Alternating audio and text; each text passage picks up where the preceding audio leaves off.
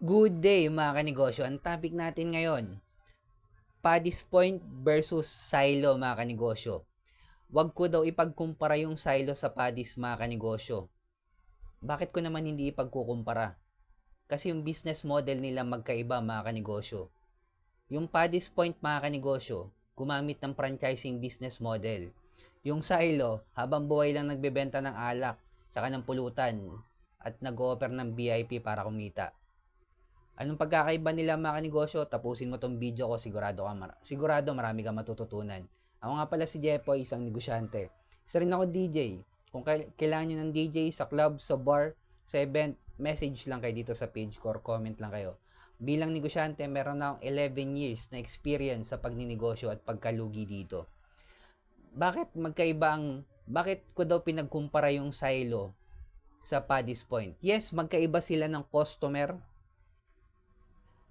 at magkaiba din sila ng business model. Pero bakit hanggang ngayon mga kanegosyo, hindi kailangan mag-rebranding? Nag-rebranding daw yung Silo para makaiwas sa tax. Ba't hindi kailangan mag-rebranding ng Paddy's para makaiwas sa tax? Mas malaki yung tax na dapat bayaran ng Paddy's. Ilang branch merong Paddy's mga kanegosyo.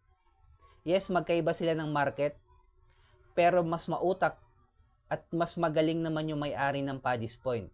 Bakit? Kasi napapranchise niya yung negosyo niyang Paddy's. Yung naibenta niya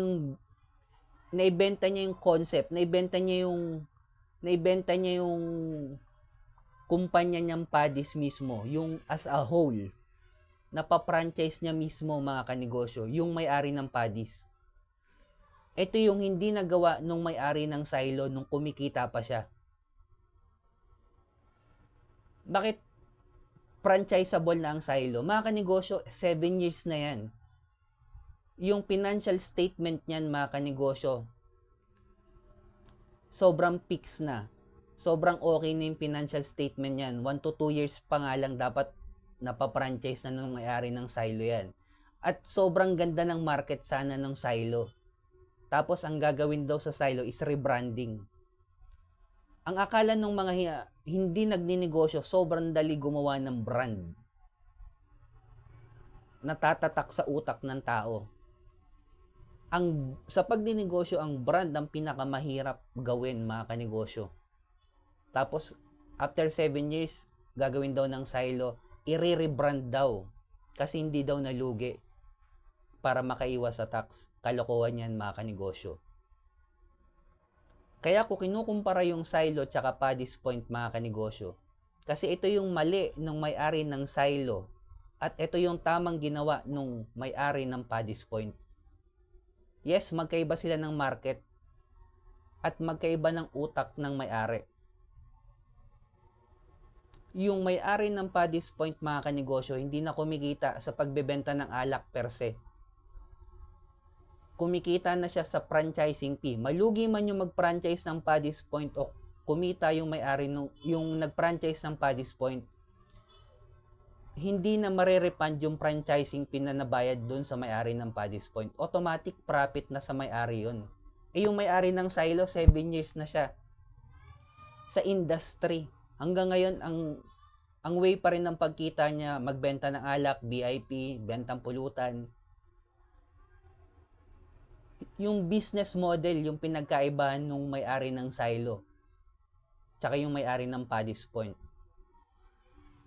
Yes, magkaiba sila ng market, pero mas mautak naman yung may-ari ng Paddy's Point mga kanegosyo. Kaya kung nagsisimula ka pala magnegosyo, kung hindi mo mai-scale up sa level 2 business model yung negosyo mo, mamamatay din yan. Kahit ngayon kumikita yan, after ilang years malulugi din yan. Kasi parang batang hindi yan lumalaki mga kanegosyo. Kaya, tandaan sa mga magninegosyo, focus in one, ikaw yung may-ari ng product, ikaw yung nag-compose, ikaw yung may-ari ng recipe, ikaw yung nagtahe, ikaw yung gumawa, ikaw din yung may-ari ng brand. Hindi ka reseller mga kanegosyo, magkaiba yon. Pangatlo, kailangan mo hanap yung market ng mayaman. Pang-apat, kailangan ma-scale up mo yung negosyo mo sa level 2 business model. Ano tong mga to? franchising business model, distribution, manpower, software, licensing, platform business model. Isa lang sa mga yan, focus in one pa rin. Napaliwanag ko na yung mga yan sa mga nauna kong video, panoorin nyo na lang.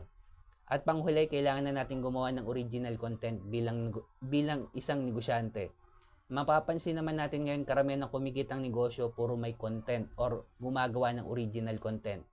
At sa umabot sa dulo na video na to, subscribe ka naman sa akin, follow mo na rin ako.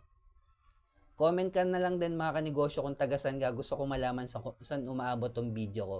At sa mga nalulugi ngayon dahil sa crisis, sa taas ng mga bilihin, huwag natin kalimutan mag-pray kahit anong religion natin. Ingat tayong lahat. Peace.